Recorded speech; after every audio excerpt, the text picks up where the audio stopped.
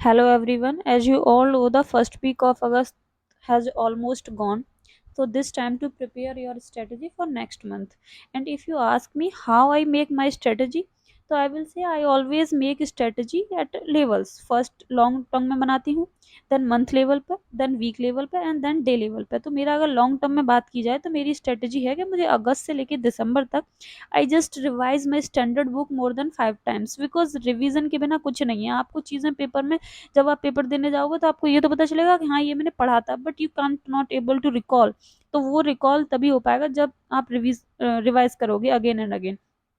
And if you ask at month level, तो month level पे मेरा टारगेट है कि I have to complete my history, जिसके लिए मैं 50% आई हैव ऑलरेडी कंप्लीटेड हो चुका है. उसमें 50% बचा है, उसको मैंने 20 डेज दिया है, जिसमें स्पेक्ट्रम 50% हो चुकी है, बची हुई स्पेक्ट्रम आगे करनी है.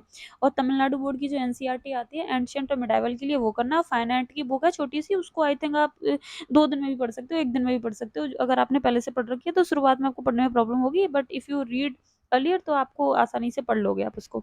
10 डेज के लिए आपने ज्योग्राफी रखा है. जब हिस्ट्री कंप्लीट हो जाएगा तो आफ्टर 21 ऑफ अगस्त से 30 अगस्त तक आई विल ये ज्योग्राफी करनी है, जिसके लिए 40% ज्योग्राफी हो जाए दैट इज इनफ, बिकॉज बची हुई मैं आगे इन मंथ ऑफ सितंबर में कर लूंगी. ठीक है. एंड इफ़ यू आस्क कि मैं अपना कैसा प्लान करती हूँ एट अ वीक लेवल. अब जैसे ये वीक तो चला गया, अब प्लानिंग करनी है ना भाई. मंडे से लेके संडे तक आप पूरी प्लानिंग कैसे करोगे? बिकॉज जब तक आप प्लानिंग नहीं करोगे तो आप डेली किताब लेके पढ़ जाते बैठ जाते हो और आपका सिलेबस कंप्लीट होता हुआ नहीं दिखता. तो प्लानिंग इज़ वेरी इंपॉर्टेंट. तो मेरी प्लानिंग रहती है कि मैं मंडे से लेके फ्राइडे तक पढ़ूंगी चीज़ों को. बाकी सैटरडे या संडे आई ऑलवेज, इसके दिन मुझे रिवीजन करना है. ठीक है. तो 5 दिन पढ़ती हूँ मैं. उस 5 दिन में मेरा पहला जो स्लॉट रहता है वो एक स्पेसिफिक सब्जेक्ट के लिए रहता है. जैसे कि मैं अभी हिस्ट्री पढ़ रही हूँ, तो 15 दिन का टारगेट है मेरा कि मुझे हिस्ट्री ही पढ़नी है. 15-20 दिन का जब तक कंप्लीट हो जाएगी, जो लास्ट 20 दिन उसमें एंशियंट और मिडाइवल आ जाती है और फाइन आर्ट की किताब आ जाती है, वो मैंने स्पेसिफिकली रखा हुआ है. बाकी 2.5 से 4 या डेढ़ उसका 1.5 घंटे का टाइम है. इसमें मैं ज्योग्राफी का एक टॉपिक उठाती हूँ कोई, बिकॉज जब आप हिस्ट्री पढ़ते पढ़ते बोर हो जाते हो तो एक ज्योग्राफी का कोई भी टॉपिक उठा लो, जैसे क्लाइमेट उठा लिया, ड्रेनेज उठा लिया, लैंड फॉर्म्स उठा लिया, कुछ भी उठा लो, उसको पढ़ लो आप. ठीक है. फिर आता है 4 से 7 का टाइम.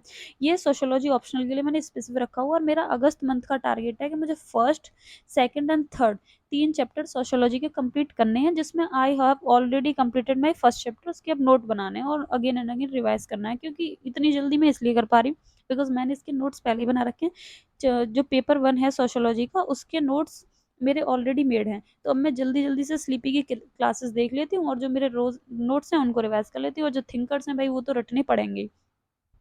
बाकी आता है अब सोशियोलॉजी का. ये टारगेट है मेरा कि मुझे बस डेली 3 घंटे पढ़ना है और ये चैप्टर मैं कंप्लीट कर लूंगी, है ना.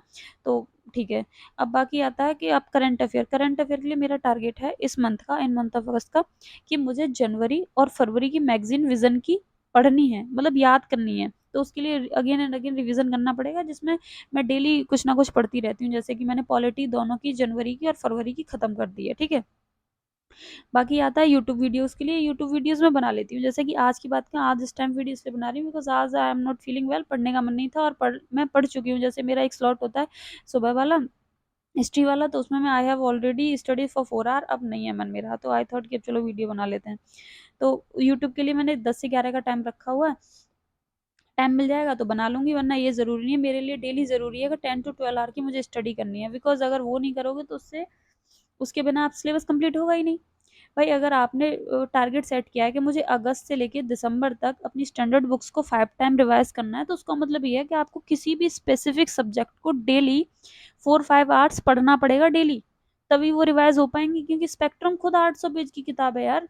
उसको डेली 100 पेज भी पढ़ोगे तो 8 दिन लगा देंगे, लेकिन आप पहले दिन अगर आप 100 पेज पढ़ने बैठोगे तो वो 100 पेज पढ़े ही नहीं जाएंगे आपसे. पहले दिन आप पढ़ने बैठोगे 30 पेज अगर आप पढ़ पा रहे हो तो सो फार गुड है. लेकिन अब जब 2-4 बार आप पढ़ चुके होते हो तो 100 पेज पढ़ना कोई बड़ी टास्क नहीं है, क्योंकि उसमें फिर आप चीज़ें हाईलाइट कर रखी होती हैं. और जैसे ही आप खोलते हो चीज़ों को तो वो आपके दिमाग में आने लगती हैं, तो वो कोई बड़ी बात नहीं है.